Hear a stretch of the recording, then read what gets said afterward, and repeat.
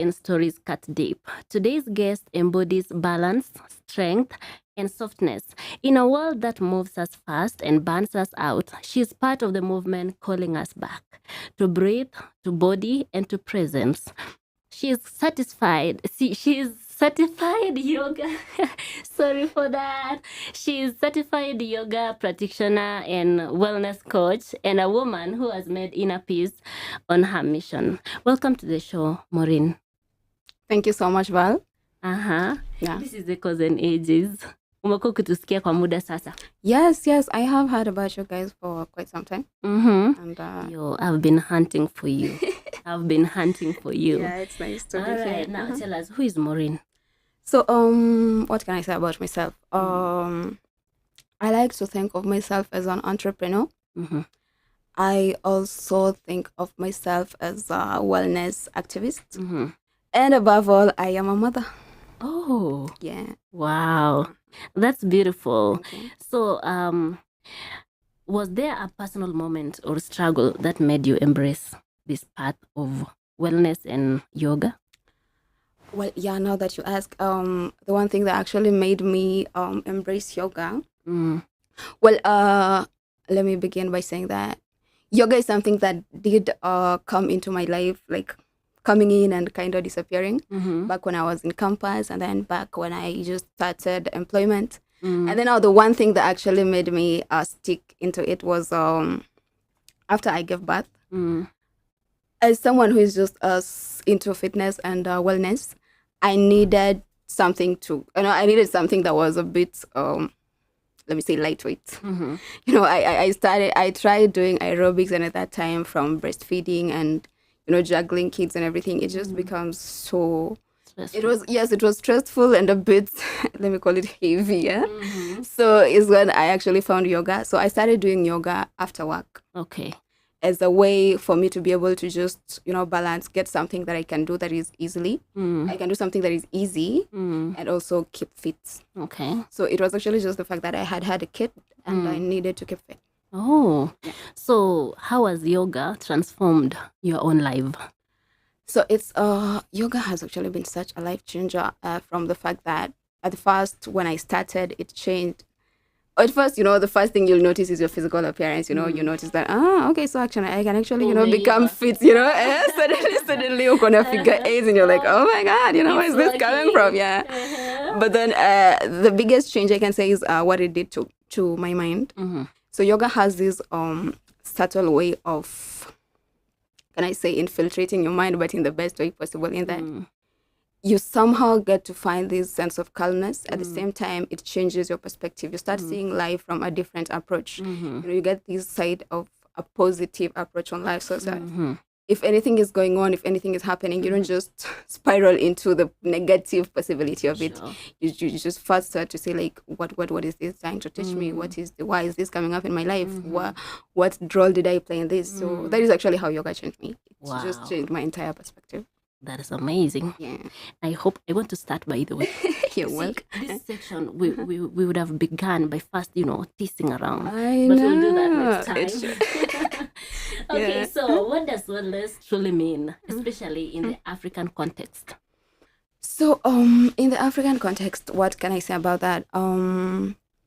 Okay, from my very own opinion, I can say when it comes to seeing wellness in the African perspective, it has to be something that not only keeps you fit or gets you ripped. It has to be something that also makes sure that you stay connected to your roots. You don't. It has to be something that makes you embrace who you are as a person and also where you come from. And for me, bringing yoga into that, I was actually just recently talking to a few friends of mine, and I was telling them practicing yoga and learning about yoga actually brought me so much closer to African spirituality. You actually start being able to understand why, like, things like the sun was so important to our people, why they had these new moon and full moon rituals, and why they felt like, when they want the rain, they needed to all go somewhere and harness their energy and actually cause it to rain. Those people would actually go over a mountain and they would harness their energy in a way. They would pray and they would come back and it would be raining. So some of the things that yoga actually reflects on African wellness is that Mm. yoga brings you back to who you are. Mm. It brings you back to your roots. It doesn't necessarily. I'm not going to attack anything. So yeah, it brings you to your roots. Okay, so Yeah. do you think that people misunderstand yoga as only physical? So much, yes, I feel like so much. So when people hear or when people speak about yoga, they only think about flexibility because Yes, of course. Yeah. Yeah, I'm also thinking that. exactly. Even everyone when I talk to them about yoga, the first thing is, oh, kona mwili ndogo, it's so easy for you, you know. Yeah. But it's not even about that. And I usually tell them, even when I was teaching yoga, I was telling some of my older students that even all of these there are so many other postures in yoga that I myself, despite my flexibility and experience, do. I still cannot do them. And that is also the good thing about yoga is because there is always something to look up to. You know, it's not like at I'm lifting 70, I can lift 80. You know, it's all about lifting. But with this one, I can do handstand. This time around, I can stand on my head. The next time you're standing on one foot and you're, something like it is always something. And it's mostly about balancing on your body weight, Yes. not just anything outside of you. So the one thing that people don't realize is that yoga is not only about the postures. So the postures, the postures part is called asanas. So when you hear postures in yoga, that is the asanas. So the asanas actually what they do is they give something that is called somatic healing. So somatic healing is that you get this healing but from the body. So in yoga or in spirituality, there's this belief that the body also remembers. You see how let's say for instance you hurt yourself physically, right? Something imekugonga kwa mkono, you'll have a scar. So the same way, emotional damage, the body will record that scar as well. So that is the physical part of yoga. The physical part of yoga will heal that emotional damage by the physical now, that is the asana part. But there's also the bigger part of yoga, like mindfulness, that is yoga just by how you eat, how you talk to people, how you dress up, how you spend your money. There's also the thinking about other people, mindfulness to other people. There's also meditation. You can actually just be sitting down and meditating, and that is yoga as well. You don't have to be jumping up and down or twisting and turning for you to be doing yoga. So there's the meditation part. There's actually something called 8 limbs of yoga, which shows everything that yoga is about. Okay. Yeah. Wow. Wow. Yeah. That is so much for my mind. It is a very wide topic. I feel like it is a very wide topic. Yeah, because for me, yoga is about stretching and wow. That is just the only one limb of yoga called asana. There's other called samadhi. There's prana, that is breathing. There's pranayama, that is the life force. There are actually so many things. Wow. So how do you blend mental, physical, and spiritual wellness in your practice? So personally, how I blend the mental and physical wellness and spirituality is that, the first thing I do, the physical part of yoga, that is the exercising, the movement. And then there's also the meditation part, which is actually advised. If you're going to do yoga, it is advised that after your class, there's something called shavasana. So you're actually supposed to at least lie down for at least 2 minutes, 5 minutes. So that is just you sitting in stillness, like you're just watching your thoughts. And it's actually the hardest part of yoga. No, it's like you're forcing me to sleep. It's like but you're not sleeping, Val. You are actually just watching your thoughts. You're not telling me to close my eyes. Yes, you just. What if I doze off? If you doze off, that's okay, but you probably shouldn't. 5 minutes. It has to be more like people. People actually meditate for much longer. Yeah, ukitaka kwanza yoga. Yes, ukitaka kwanza yoga, you should. The first thing is for you, of course, to learn the postures. But then there's the meditation part, which is actually very important because you can work on your posture, you can be very fit, but if your mind is broken, then... Yani tukae kama wale wa Japanese, unaeka miguu hivi. I mean, yes, kwa mlima juu. You can do that, but also you can also just be sitting down in your house or lying down flat on your carpet. Okay. The thing is, you are still like, it's quiet everywhere, thoughts zako ziko na wewe, you are actually watching. And it's actually really good because people don't realize how much negativity is in your mind. Like how much fear, how much struggle, how much like mashida mingi tu sana umeka kwa akili. So when you actually get to sit down, you can be like you get to watch your thoughts and you realize but probably what you're stressing about isn't that big of a deal. Yeah, it's not even important. Yeah. Wow. Alafu utasema tu tutaanza hii maneno. What does a beginner need to know before starting yoga and wellness routines? So what we actually advise is that first of all, you don't need to know anything. What you need to have is an open mind, especially with the fact that yoga is something that people have a lot of opinions. Like everyone has their opinion, everyone has their belief, everyone has just something about it. Yeah. So for you, you need to just be able to decide that I want to try this and to come with an open mind to experience everything that it has to offer. Wow. So have you faced resistance or cultural misconceptions about yoga? Well, not like personally as a person, I don't think I have, but the thing is they are there. They are there. There are, I feel like people tend to associate yoga with Buddhism, I feel like, or Hinduism. Yes. Which is, well, it's not very wrong. It's just that it happened to have originated from those sides, which we usually tell people the same way agriculture originated from Mesopotamia does not mean that it belongs to them only. It's just that people were just trying to find a way for us to grow, for us to deal with evolution. And someone in those sides of Nepal found about yoga. Same way someone was just trying to see how we can get more food at an easier way instead of having to go to the forest. I can discover about agriculture, and we all embraced it. Yes. Yeah. So that's actually the thing. It originated there, but it was a way of, we were all just trying to see how we can deal with evolution, how we can both grow and adapt into changes. And yeah, now let's talk of the people. What kind of people come to you, and what changes do you see in them? Actually, the biggest number, or the biggest population that come to yoga are mostly entrepreneurs or people who are running like their offices or their businesses or their own practices. So which actually gives to show that yoga isn't necessarily something that is exclusive, but it goes to show you that it is something that is embraced by people who are willing to embrace life, who are willing to actually try things out, to do things on their own. Yeah, and I think the biggest change would be, aside from, of course, the physical change, is just improved confidence and improved sleep.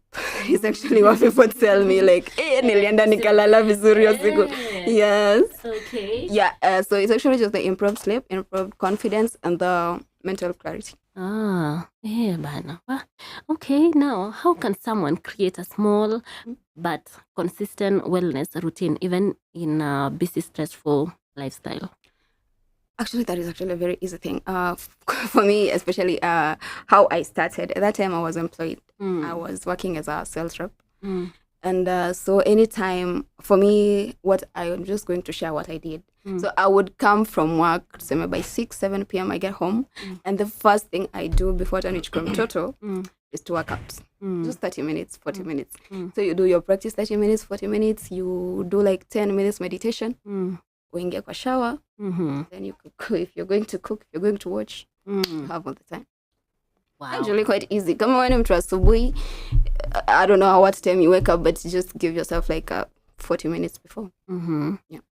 Wow. So what do you recommend for someone dealing with anxiety, stress, or burnout? Okay, first of all, dealing with anxiety, stress, and burnout is such a tough thing. So take heart. Alafu, what I can advise is that the first thing is for you to recognize that life is actually unfair for everyone. Yes. Number one, like most of the time when we are suffering from stress or anxiety, it's because we think that, I feel like we feel like kuna venye like inatuonea sana. You feel like you are the victim in that situation. You feel like you're the one who is hurting more than the other person. But the thing is, life is equally unfair on all of us. And the thing is, we also don't have much control over life. Like so many things can happen, and there is really very less you can do about it. So what I can advise someone who is going through stress, anxiety, and depression. The thing is, find your center. Oh yeah. find something that can keep you busy. Just try to just keep yourself busy. The first thing is to actually keep yourself busy. Try to stay away from your phone. Try to stay away from complainers. But there's so many people complain out there. Try to stay away from people who are complaining. Try to find a crowd that is focused on positivity. And also you as a person, try to see what role you played in your suffering. Yes. Yes, sit down with yourself na ujiulize sasa kama sahi niko na stress Juval haniongeleshi, what did I do or what can I do to make it work or for me to get better than this, you know? It doesn't always have to be una suffer hapo unangoja sasa mimi nijipresent. You can also choose to be the boss and work yourself up. Okay. So are there specific practices, breathing, journaling, stretching, that anyone can start with at home? No, there are, and they are actually everywhere. There are YouTube classes, number one. There are beginner YouTube classes in YouTube. We have, if you will want to join our studio, we have a studio just opposite here, M3. But you'll also probably have to find me for that. And, but most importantly, basing on this. As you continue, umesema just here. Just here, now tell them where. We have a studio in the Ima Towers, M3. Iko hapo kwa Kutoi Ayurveda Hospital. So you come there, you ask for yoga lessons, they'll call me, I'll give you the class. But also, that is number one. Number two, basing on this economy, because people like to say that, 5,000 kwa gym ni pesa mingi, 500 per day, nani akona hiyo pesa? You have Wi-Fi, you have YouTube. I have seen you watch movies on Netflix. Take 30 minutes, okay? Work out in your house. You don't need anything. Kama uko na carpet, you can work on the carpet. Kama hauna carpet, lay down a towel. You're not that soft. But to survive. Okay. On the power of stillness, Maureen, what is one powerful lesson yoga or wellness has taught you about life? About life. What I have learned, actually basing on the power of stillness, is that life is what you make. Oh, yeah. The power of stillness enables you to have perspective. You get to actually see. You don't just react. You get to actually get to take your time and see and observe and respond. Like, okay, yeah, I see. But you don't just, it's not something that you do instantly. You get to have a point and perspective, and that's very calm and quiet perspective is when you're actually able to get something that is, let me say, beneficial to the rest of us and everyone around. You get to make informed choices and decisions. Wow. Yeah. Oye. Yani hizo vitu zote inakwanga ya yoga, si ya gym? No. Ingekuwa ya gym, everyone would have it. Wow. So what do you tell someone who feels too broken to heal or grow? Okay, first of all, you can never be too broken. Number one. Second would be, I think the second point would be, as if you feel, aside from the fact that you can never be too broken, if you feel like you are too broken, do not hesitate to seek help. Okay, like there are so many, I'm sure there are so many platforms out there that I have seen that are willing to help. And it's really not that bad. It's not like, it is not that bad if you actually sit down and try to see and take a different perspective. You realize that it isn't as bad as you make it. When you sit down, yes, you actually sit down and take your time and maybe don't play a victim for a while. You'll actually get to realize it's not that bad and you can come out of that situation. Wow. Yeah. Maureen. So this thing ni kama ni therapy. Yes, it's actually, you get to realize that it's all about perspective. Like, actually life is just how you see it. The more you actually sit down with your thoughts and you get to see your thoughts and you get to see yourself acting and responding to things. And even the more you actually sit in stillness, you'll be able to observe other people and you realize that life is just what you make.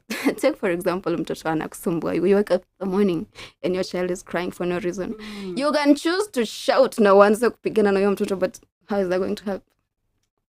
So the thing is, you actually realize that like most of the time when a child is crying, actually they don't have a problem. They're probably just crying for attention. Yes.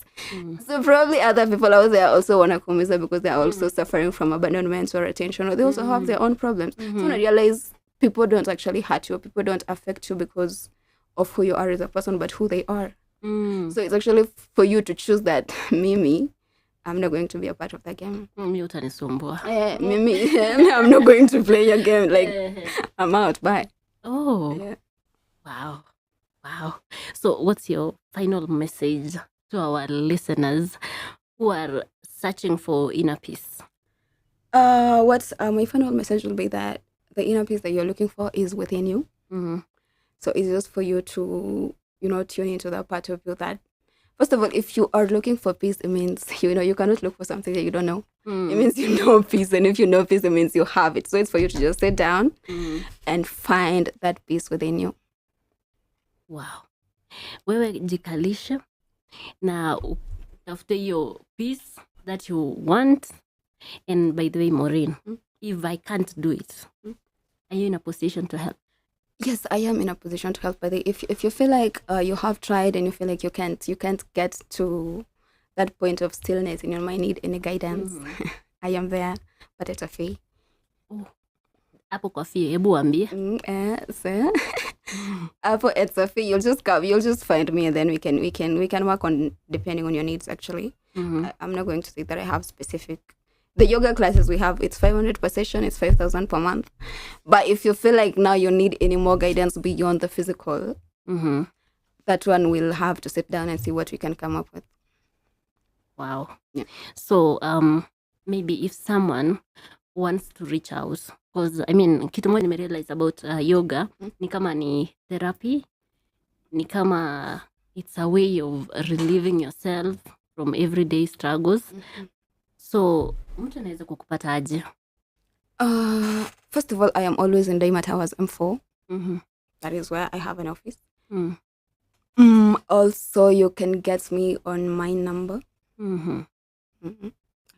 Your number utashare ama wakutafute physically? I ama feel your like email? I'd rather maybe I give an email. Okay. Yeah.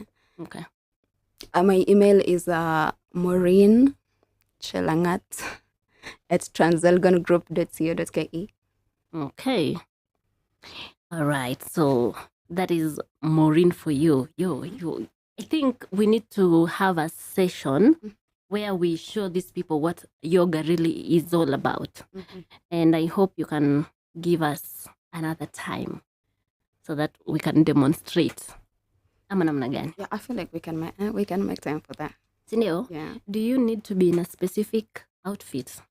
Okay, so you just need to put on something that will allow you to stretch. So you can come with your sweatpants, your tights, something free. And pia usikie joto sana. But it has to be stretchable. Okay. Wow. I've learned a lot, more than I could actually. And I think we grow every day when we learn. Thank you so much, Maureen Chelangat, for bringing calm, courage, and clarity to this space. You remind us that healing isn't destination, it's a practice. It is, right? So to our listeners, remember, breathing, listening to your body, and giving yourself permission to go slow. Just remember that all the time. And when you remember that, remember Maureen Chelangat, okay? So I'm Valsi, and this has been Echoes and Edges, where voices echoes and stories cut deep. And we are saying, don't forget to subscribe to our YouTube channel. Don't forget to follow us on all our social media platforms for you to learn more and for you to explore more. Remember to also recommend or tell us who would you want us to host next, and we give you surprise every day. Until next time, we see you again. It's me signing out. Bye bye.